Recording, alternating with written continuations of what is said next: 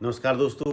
Financial year 2025-26 closure की तरफ जा रहा है और 1 अप्रैल से हमारा फाइनेंशियल ईयर 2026-27 स्टार्ट होने वाला है। बजट में जो भी हमारे चेंजेस हुए थे वो हमारे उसमें से मोस्टली चेंजेस 1 अप्रैल 2026 से अप्लीकेबल हो जाएंगे।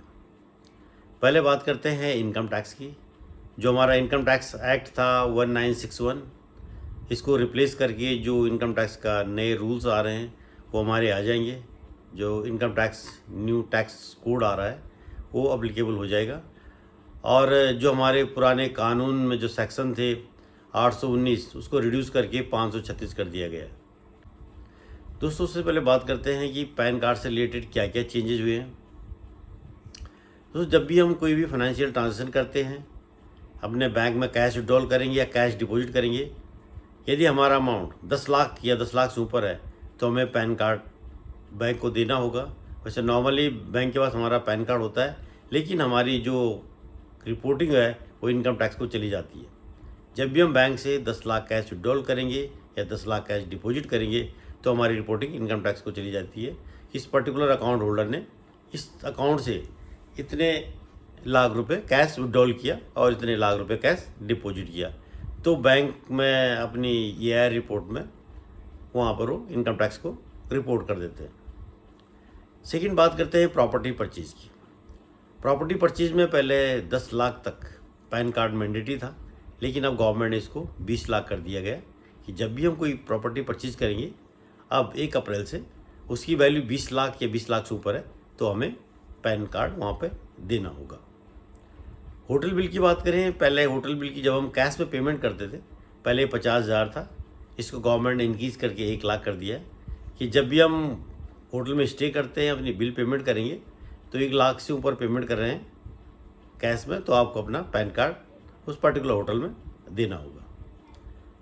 कार और बाइक परचेज़ की बात करते हैं तो कार और बाइक की वैल्यू जो भी हम व्हीकल परचेज़ कर रहे हैं, यदि उसकी वैल्यू 5 लाख से ऊपर है तो हमें उस पर्टिकुलर कंपनी को जिससे हम कार या स्कूटर बाइक जो भी परचेज़ कर रहे हैं तो अपना पैन कार्ड वहाँ पे उसको देना होगा। एक गवर्नमेंट ने जो साल के बजट में था, ये लोगों को काफ़ी राहत है। जो लोग फॉरेन रेमिटेंस करते हैं, को अपने बच्चों को इंडिया से बाहर पढ़ाते हैं, तो पैसा जो भी पैसा हमारा ट्रांसफ़र होता था उसमें TCS करता है।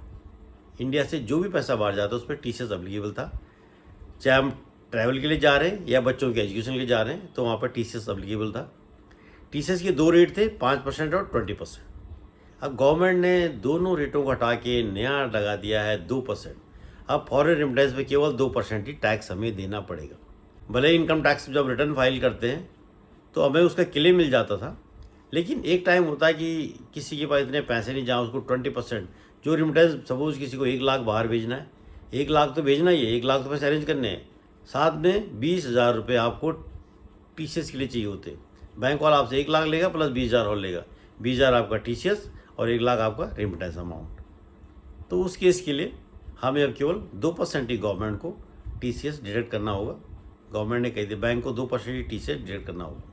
अब जो भी रिमिटेंस इंडिया से बाहर जाएगी उस पर 2% TCS डिडक्ट होगा, चाहे वो एजुकेशन के लिए हो या हम फॉरेन ट्रैवल के लिए कर रहे हो।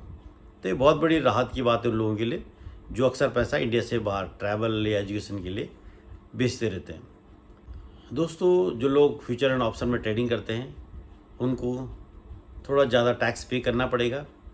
पहले टैक्स हमारा 0.02% था, अब ये 0.05% हो गया है, तो फ्यूचर में हमें थोड़ा सा टैक्स ज़्यादा लगेगा।